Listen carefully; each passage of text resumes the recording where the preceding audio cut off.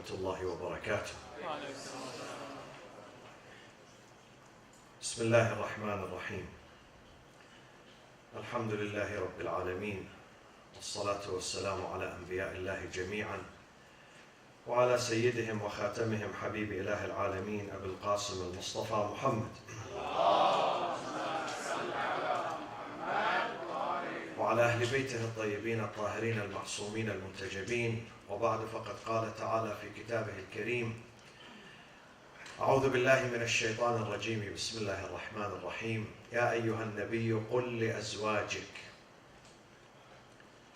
إن كنتن تردن الحياة الدنيا وزينتها فتعالين أمتعكن وأسرحكن سراحا جميلا، وإن كنتن تردن الله ورسوله والدار الآخرة فإن الله أعد للمحسنات منكن أجرا عظيما. صدق الله العلي العظيم.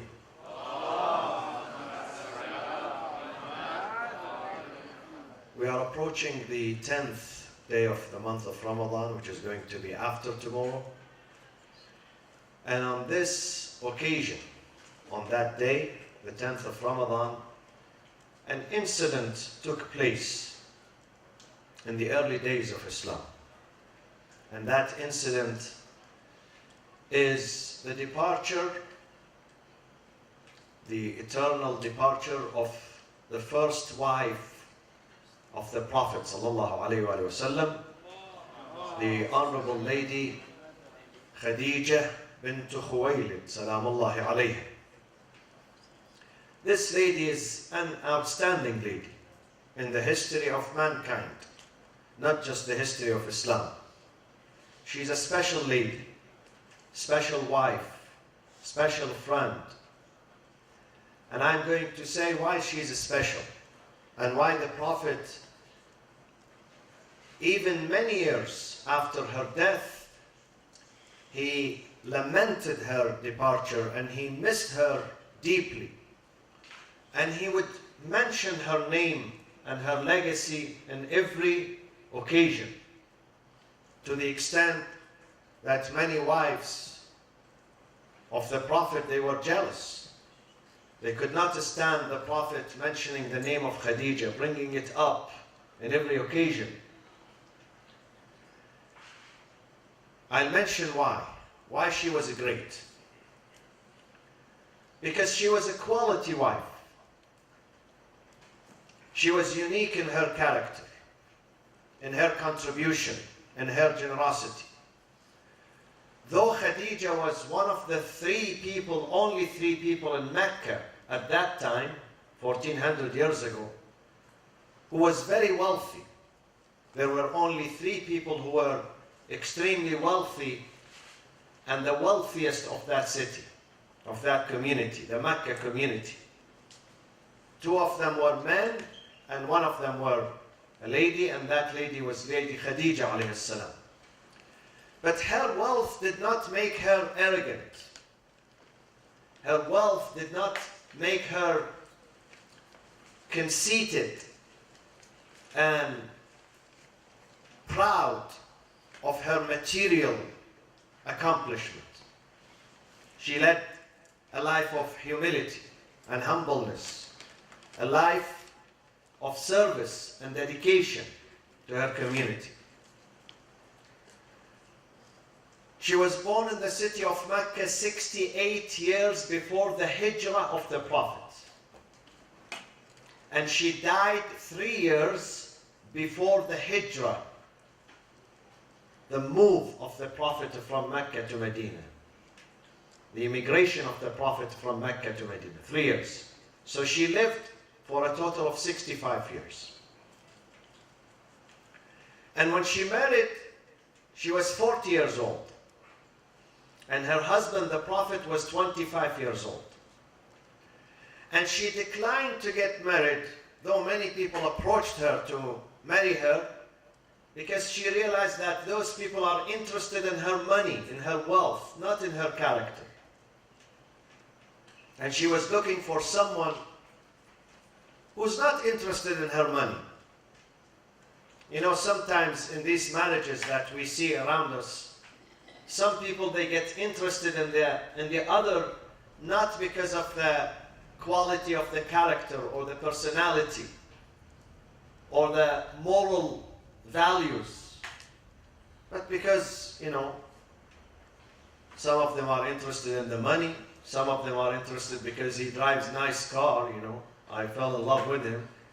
So in fact, she fell in love with his car, not him, or his house, or his business, or, you know, sometimes people fall in love with you because of your American citizenship, or a green card. Believe me. I say always this, be careful when you go back home. If someone says, I want to marry you, ask him, why do you want to marry me? And once you tell them, I'm not an American citizen, they say, okay, we are not interested in marrying you.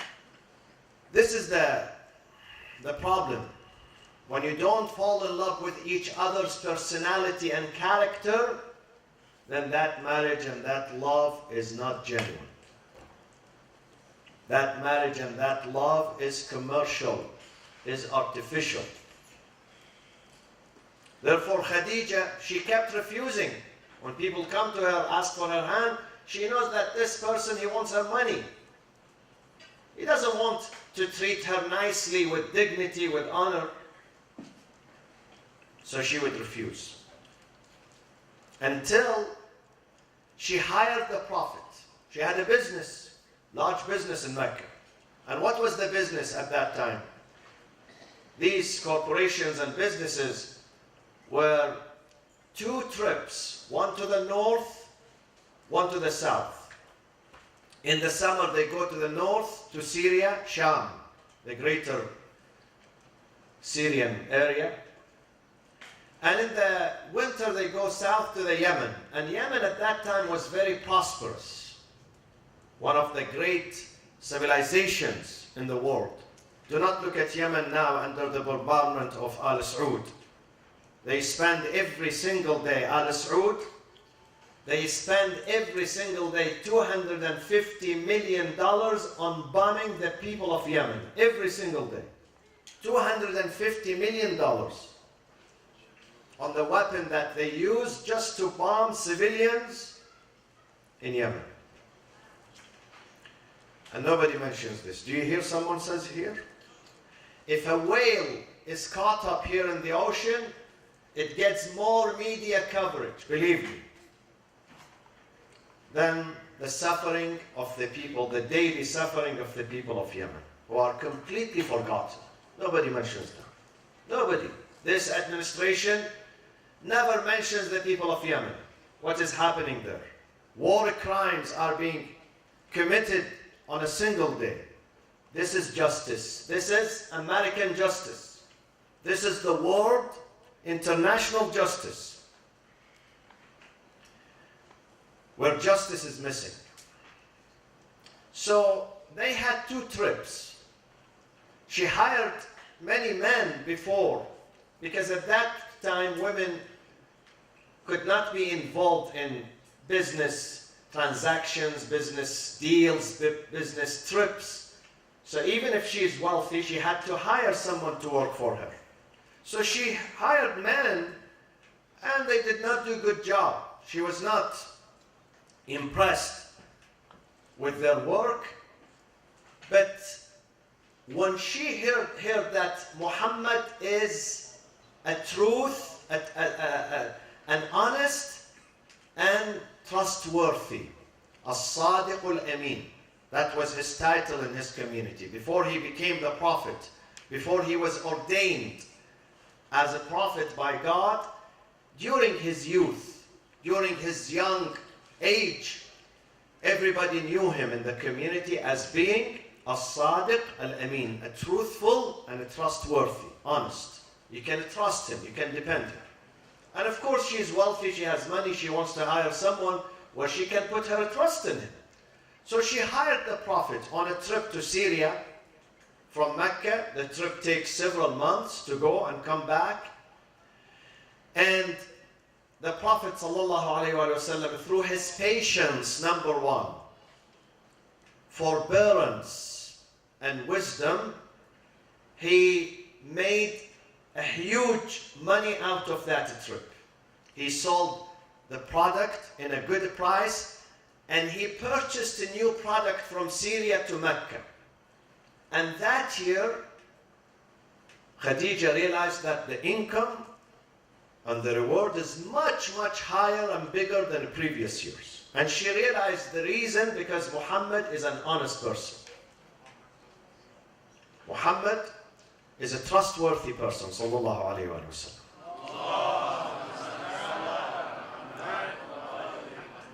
When she found this equality in him, she fell in love with him. She said, this is the man that I want to marry. Before him, many people came to her. They pretended that they love her, they appreciate her, but she realized, no.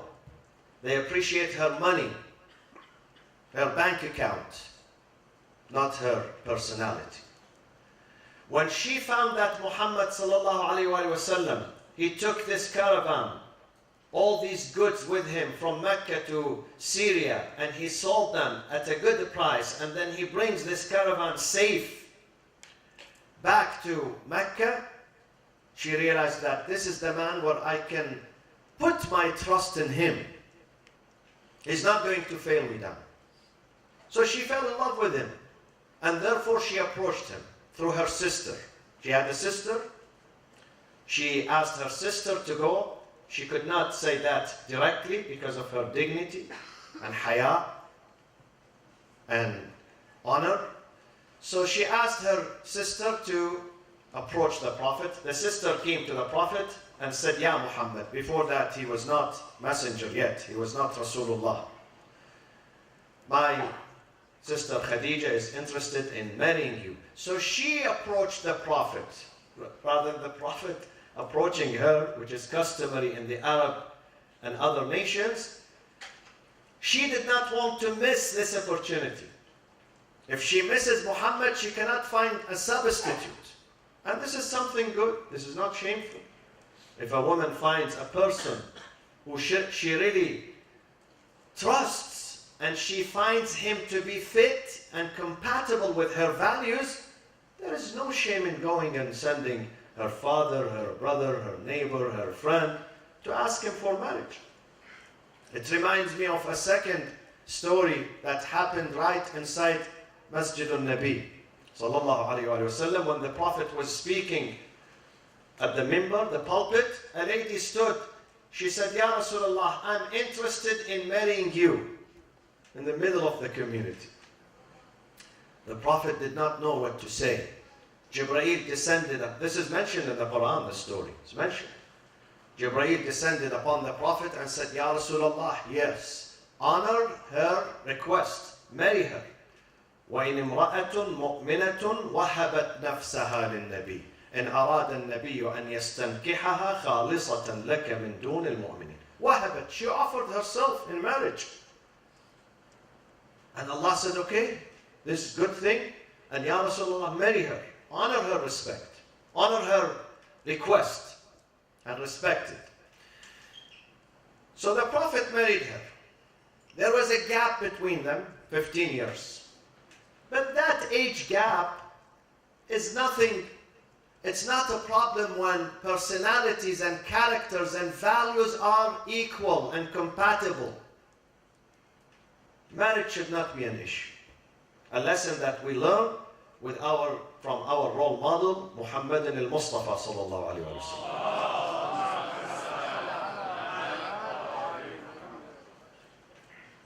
Khadijah was raised in Mecca. And Meccan society is a pagan society. Pagan society, it means that they believe in the idols. They worship, bow down before idols that they assemble and they create. Except Bani Hashim, the only family that believed in God and they followed the tradition of Ibrahim alayhi salam. The tradition is called in the Quran Hanifan.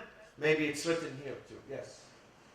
وَجَّهْتُ وَجْهِيَ لِلَّذِي فَطَرَ السَّمَاوَاتِ وَالْأَرْضِ حَنِيفًا. Hanifan in Arabic means ma'ilan, مائلا عن الشرك بعيدا عن الشرك, swaying away from polytheism. This is the meaning of Hanif. Hanif, when you sway yourself, take yourself away from polytheism, this is Hanif. That's the tradition of Ibrahim. So Bani Hashim was the only family within Quraysh, within this large tribe, that they did not worship idols, except one person, unfortunately, among them. And the reason why this person, that many of you know his name, who was from Bani Hashim, but he was idol worshipper. What was his name? Huh? Tabbat yada Abi Lahab wa tab. Abu Lahab ibn Abdul Muttalib, the uncle of the Prophet, the brother of his father. Unfortunately, because he married a wife from Bani Umayyah, and Bani Umayyah were pagans, idol worshippers, so she swayed him towards her. Rather than him bringing her to his side, she was more powerful than him. And this happens. I have seen many people in my life. They were religious. As soon as he gets married, he disappears from the mosque. Khalas. Why? Because the wife has more influence on him. It happens. Don't look at your wife now. Leave her now. And don't look at your husband. It happens. It happens. Sometimes the wife snatches him from the mosque. Sometimes the husband does this. She used to come to the mosque. Not necessarily mosque. Coming to the mosque is not a sign of religiosity. Being committed to faith, this is the sign. Even if you don't come to the mosque. Being committed to faith. Unfortunately, marriage sometimes destroys these relationships with God. Why? Because some people are weak-spirited. Weak-spirited. So Abu Lahab, he married a wife from Bani Umayyah, and she took him away from monotheism. And he had a very bad ending. Tabbat yada. The Quran chides him, criticizes him. Tabbat yada Abi Lahabin wa tab. Ma aghna anhu maluhu wa ma kasab. That wife's name was Jamil. They should have called her Qabih. Well, I don't know who called her Jamil. Huh? Anyway. So, and the mother of the Prophet ﷺ, Amina bint Wahab, was also from the Hanafiya. Hanafiya, not the Hanafi madhab. Hanafiya, the tradition of Ibrahim. The mother of Amir al-Mu'mineen, what's her name? Fatima bint Asad, was also from this path, the path of monotheism. This is what we say to Imam Hussein and other Imams. أشهد أنك كنت نورا في الأصلاب الشامخة والأرحام المطهرة لم تنجسك الجاهلية بأنجاسها ولم تلبسك من مدلهمات ثيابك. Your mothers and your grandmother and great-grandmother, all of them, up to Adam, they were worshippers. You were not nurtured in an environment that infested with polytheism, with shirk, with heresy. No. The environment was clean. And Khadijah alayhi salam was raised in such a good environment. Her father was a noble man by the name of Khuwaylid, and her mother was a noble mother by the name of Fatima. The mother of Khadijah. So Khadijah's mother is Fatima and Khadijah's daughter is Fatima, both. So she married the Prophet. And the wife sometimes becomes an aid to you, a help to you, only physically, materially. Let's say she comes, she runs the business for you, she helps you with your finances, she generates some income for the family. And sometimes the wife cannot generate money. She does not generate, alhamdulillah, she consumes money in a good way. But she's an aid to you ethically and morally and socially. It means she takes care of your children, your house, yourself. Okay? She's a good help, good support. She encourages you. She stands by you. She helps you. If you come home tired, exhausted, broken. She says, never mind. Tomorrow is a better day, is a new day. Don't worry. There is God. God is there. This is, the Prophet says, a good wife is the one who, when her husband comes back home, losing hope, tired, he's fighting outside for his sustenance, for his provision. People are harassing him in his office, in the market, this, that. When he comes back, she renews his spirit.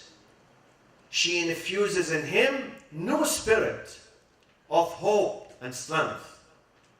So the wife, she could be sometimes a financial help, sometimes a moral help. Khadijah was both, financial and moral, both.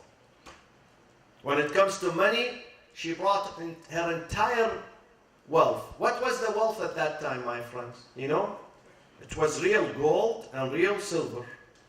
There wasn't notes like today. Real gold and silver. She said, Ya Rasulullah, this money is yours from now on. It's yours to help your community. It's not mine anymore. I'll give it to you. So she was a financial help. And you know, in the beginning of Islam, Muslims were persecuted. Their homes, they were driven out of their properties, homes. Their belongings were confiscated. And many of them, they ended up homeless, shelterless. And Khadijah's wealth was there to support the Prophet and the poor community of the early Muslims. She gave them the money, her entire wealth. She said, Ya Rasulullah, my wealth is for you. This is why there is a famous saying. What does it say? The saying, it says, ما قام الإسلام إلا بسيف علي ومال خديجة عليهم السلام. The Prophet could not continue his journey of Islam, preaching religion, unless he had two helpers. One of them, the sword of Ali, to defend Islam physically against the aggression of the enemies, and second, the wealth of Khadijah to support Islam economically. Sayyidah Ali wa mali Khadijah. Three people. The Prophet would preach, Ali would protect him with his sword, Khadijah would protect him with her money. And Khadijah was the very first Muslim woman. The first male was Ali ibn Abi Talib. When the Prophet came back from the Hara, the mountain, Ali and Khadijah was the first people to believe in the Prophet. And for many years, not months, many years, the only population of Islam were three. The Prophet, Ali and Khadijah. They were the only Muslims on earth. The Prophet started his journey of meditation in the mountain 10 years before his ordination. 10 years. After 10 years, Gabriel came upon him with اقرأ باسم ربك الذي خلق, with the ordination, the beginning. 10 years before that, he used to go and meditate, and Khadijah would take food and a drink to the top of the mountain to her husband to protect him. She was very loyal. And when the Prophet started the journey, from day one, the aggression began against the Prophet. Physical abuse. Physical abuse, not just emotional, physical. Quraysh would chase the Prophet in every alleyway, in every corner with stones. And Khadijah was the only defender. And a young man who's only 12, his name is Ali. They run after the Prophet to protect him from the aggression of Quraysh. And Abu Sufyan, the father of Muawiyah, was number one in his animosity and his hate against the Prophet. Abu Sufyan. His name is Sakhr ibn Harb. Sakhr, stone. Stone, the son of war. Imagine his name. His first name is Stone, and his last name is War. But Khadijah stood with the Prophet. She never left him even one day. With her wealth, and most importantly with her heart. Sometimes the wife gives you the wealth and says, you take care of yourself. Sometimes no. She gives the wealth plus the heart. She says, I would be with you. I would not leave you. One day, this is a heart-wrenching story. The Prophet used to come back at sunset, from morning till sunset. And only job he had is to walk in the streets of Mecca and say, Ya ayyuhan nas, qulu la ilaha illallah tuflihu. If you want to be successful in your marriage, in your life, in your business, you want to be really happy, productive, worship God. Don't worship these idols. And the answer was stoning him. One day, he was heavily wounded that he could not make it back home. He was bleeding. And the night falls and Khadijah does not find her husband. He's not coming home. So she goes after him in the streets of Mecca until she finds him leaning against one of the mountains, and he was bleeding. He could not walk anymore. So Khadijah, she broke in tears. She said, Ya Rasulullah, enough is enough. You have to pray to your God. So he would send his curse on this community who does not appreciate you, who disrespect you. The Prophet said, no, Ya Khadijah, I'm not going to do it. لم أبعث لعانا وإنما بعثت رحمة للعالمين. I'm not a source of curse or damnation for my community. I'm a source of mercy and forgiveness for my community. She takes the Prophet home. So she stood with the Prophet. And the Prophet would remember her. Always. Always would remember her. And then, before the Prophet moved from Mecca to Medina, Quraysh declared an economic boycott with the Muslims and sanctions, and nobody has the right even to speak to them. Not just doing business with them, nobody has the right to speak to them. All women of Mecca, Quraysh, they boycotted Khadijah. They were her friends. A few days earlier, they were her friends. They go to her house, they socialize with her. They decided from now on, nobody will speak to Khadijah. Khadijah remained alone by herself until they pushed the Prophet into a quarter. That quarter is called Shi'bu Abi Talib. And he stayed there for 3 years. He had no right to leave this place, which was basically a ranch. He had no right to leave. None of Bani Hashim and his family had the right to leave. Nothing would come in and nothing would get out for 3 years. Even food. They did not allow food to come in. This shi'b, or this ranch, was surrounded by Quraysh, and they did not allow food to come in. As a result of that, shortages of food, Khadijah and Abu Talib, both of them. Abu Talib was also the father of Imam Ali, was in the same ranch. Actually, the ranch belonged to him. They got sick and they died within a few days from each other. And that year was called the year of the death of Abu Talib and Khadijah, was declared by the Prophet as Amul Huzn, the year of sorrow and sadness, because the Prophet missed and lost his two best friends, Abu Talib and Khadijah, best friends and best defenders. After that, Allah asked the Prophet to leave Mecca because, Ya Muhammad, you have no supporter here. You are alone. Abu Talib is dead, Khadijah is dead, those two loyal friends, you are alone. And those Meccas are going to plot against you to murder you. So leave. وَإِذْ يَمْكُرُ بِكَ الَّذِينَ كَفَرُوا. You have to leave. And after that, the Prophet left. She died on the 10th day of Ramadan because of starvation at the age of 68.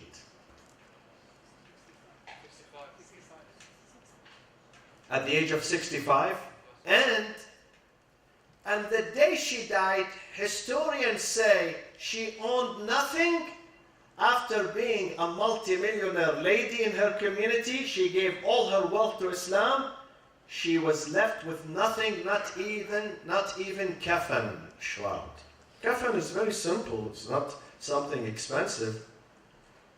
Everyone can afford kafan, shroud. She did not have kafan. She left nothing for herself. Allahu Akbar. Look at this generosity. Nobody does this. Nobody does this. So the Prophet, they were worried. How do we cover Khadijah and take her into her grave? The Prophet said, I have the best kafan for her. He said, my aba, فَكَفَّنَهَا رَسُولُ اللَّهِ بِعَبَاءَتِ, his cloak.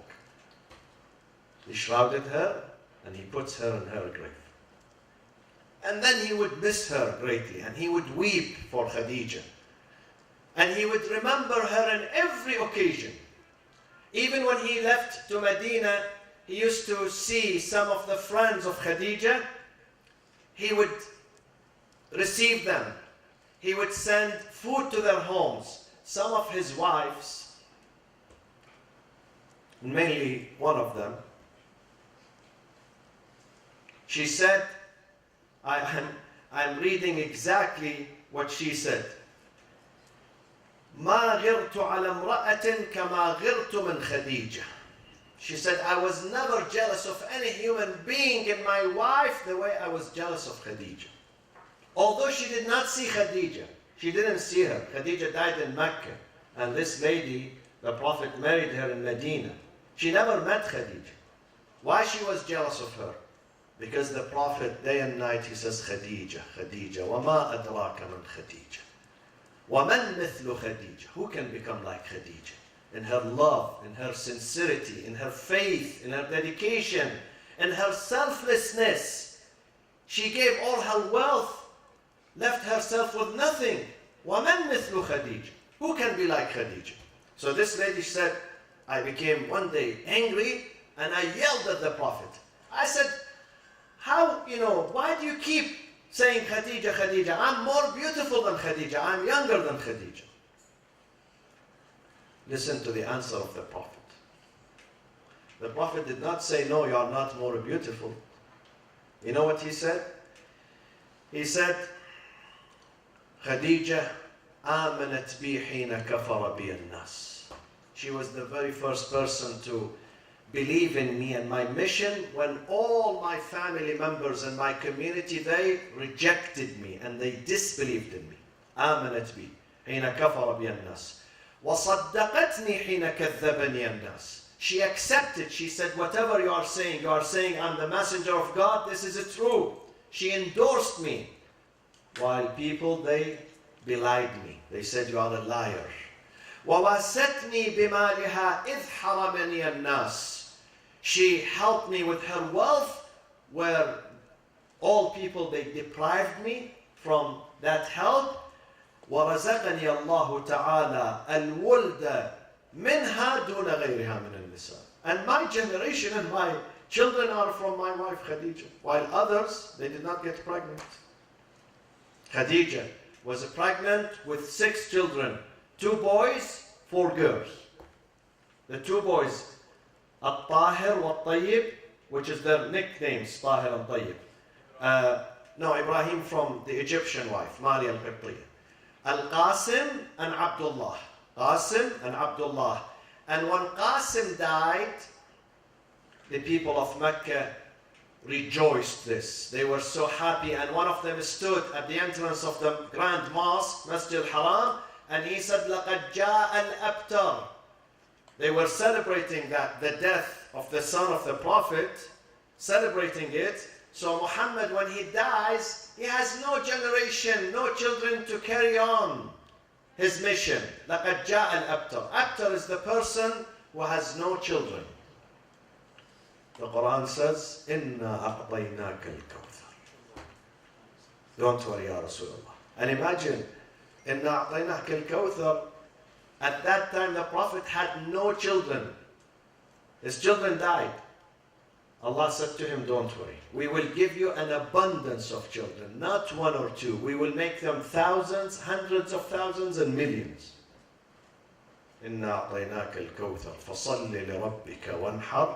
Pray to your God and help people. Inhar means sacrifice and help feed the people. Pray to God and feed. إِنَّ شَانِئَكَ هُوَ الْأَبْتَرُ. The one who's rebuking you, he's going to be without children. And God gave after that the Prophet, He gave him the jewel of the universe, a lady, beautiful girl, a lady called Fatima alayhi salam.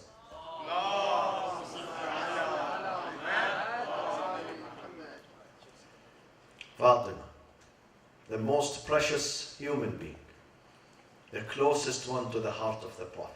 And the Prophet bestows on her this title, Sayyidah Nisa al-Alameen, min al-awwaleen ila al-akhir.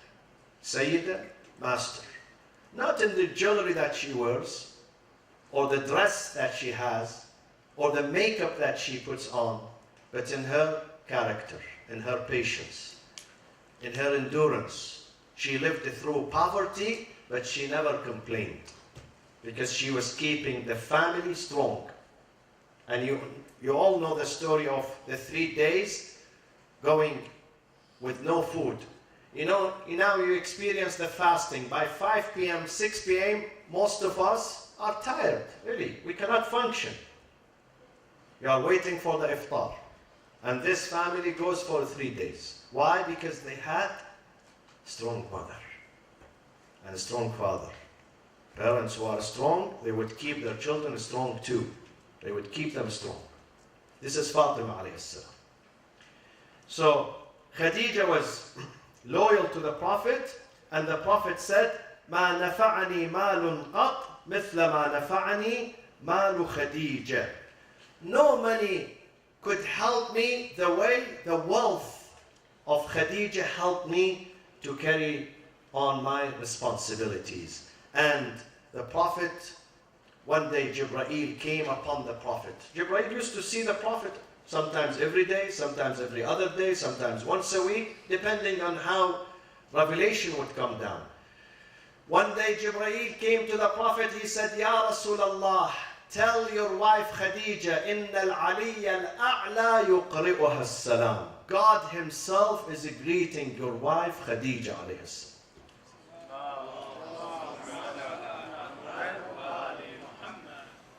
Of course, when you are a noble person, when you give yourself to God, definitely God himself will greet you.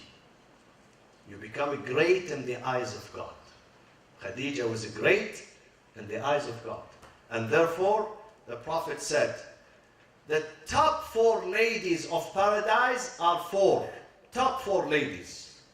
Number 1, Khadijah bint Khuwaylid. Number 2, Fatima bint Muhammad. Number 3, Maryam ibnat Imran.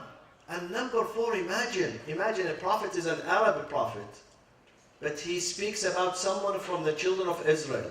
See, we don't have discrimination in Islam.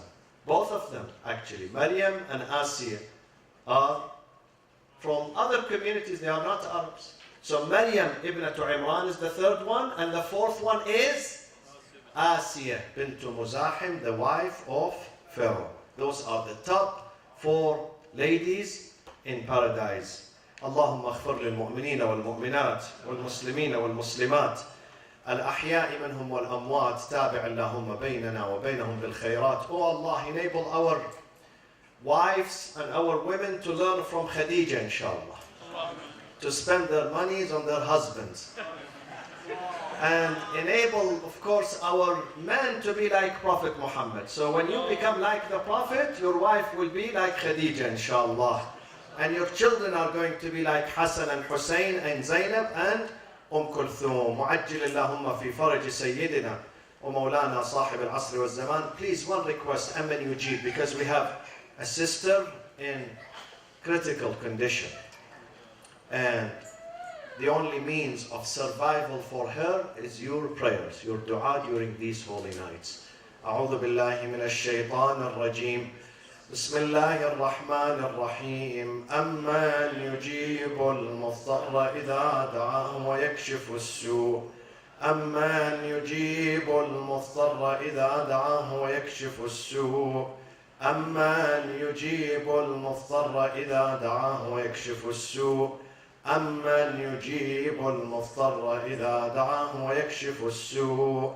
أمن يجيب المضطر إذا دعاه ويكشف السوء. يا الله من على مرضانا بالشفاء والعافية. المريضة المنظورة السيدة فاطمة صالح، اللهم ألبسها ثوب الصحة والعافية عاجلا، وعجل في فرج سيدنا وقائدنا صاحب العصر والزمان، وإلى أرواح المؤمنين والمؤمنات ثواب الفاتحة مع الصلاة على محمد وآل محمد.